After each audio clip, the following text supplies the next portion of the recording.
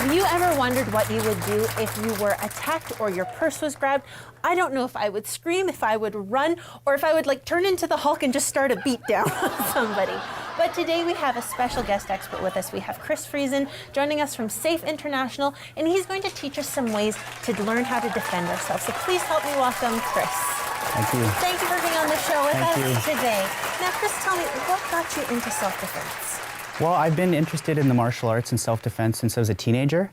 I've studied taekwondo, jiu-jitsu, karate. I studied with a second-degree black belt in karate for a couple years, who was more in the reality-based self-defense world, and since then I've certified in Krav Maga and various other self-defense systems. That's amazing. So, yeah. What's your favorite part about teaching self-defense? I think it's showing people how simple it really is to defend yourselves and how everybody can really do it. It doesn't really matter how strong or big or fast you are. And see, that's the thing that I've always thought as a woman. Like, I'm not overly fast. I'm not very much of an athlete myself. So to be put in that scary situation of what would I actually do in that? So what would be the first thing you would instruct somebody on doing with self-defense? Well, one of the most important things to remember with self-defense is that your awareness and avoidance is your first line of defense, right? Before it even gets physical, that's where it's starting out, right? So being like aware of your surroundings? Absolutely. You see so many people walking around in public with their earbuds in, or they're walking around, you know, texting, not aware of their surroundings. I've seen people walk into a pole Yeah, because absolutely. they've been texting. Yeah. That leaves them vulnerable. Absolutely. One of the things that an attacker is looking for is somebody who's going to be an easy victim, who's not going to fight back, who's not paying attention. It's that element of surprise that they really bank on. Absolutely. So, okay, so you've been put into that scary scenario of you're being attacked. What should you do? Well, the first thing you want to remember is, or the thing that we really stress, is attacking the head.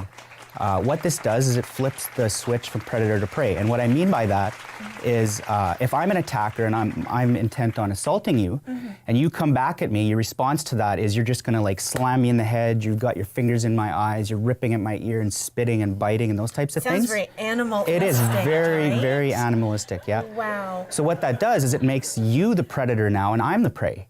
So it flips those roles around. I have to deal with that before I can come back at you and respond. Okay, so then what would be some techniques that you would employ like to bring this on? Okay, well, one of the first ones is a very basic one, and the thing with techniques is you want to make sure that they're gross motor skills. Okay. And what I mean by that is a gross motor skill, an example would be me slamming you in the face or kicking someone in the groin. Painful, Yeah. right? And that's what it does. You could break their nose even, Yeah, right? exactly. Okay, so we're talking a little bit big motor skills versus the smaller ones, Yeah. right? An example of a complex motor skill would be if somebody grabs you by the shirt, you'd grab their wrist and like twist this way to like wrestle them to the ground. Which sounds really complicated. Yeah, you absolutely can't access those types of things when stress hits you and that adrenaline response happens. No matter even really how much you've practiced that, right? Absolutely. Because it affects a whole different part of your nervous system. It does. You're operating under a completely different nervous system at that point. Okay, now I love this whole idea of flipping from prey to predator, and we've got a little bit of a fun demonstration here, don't we, today? We do.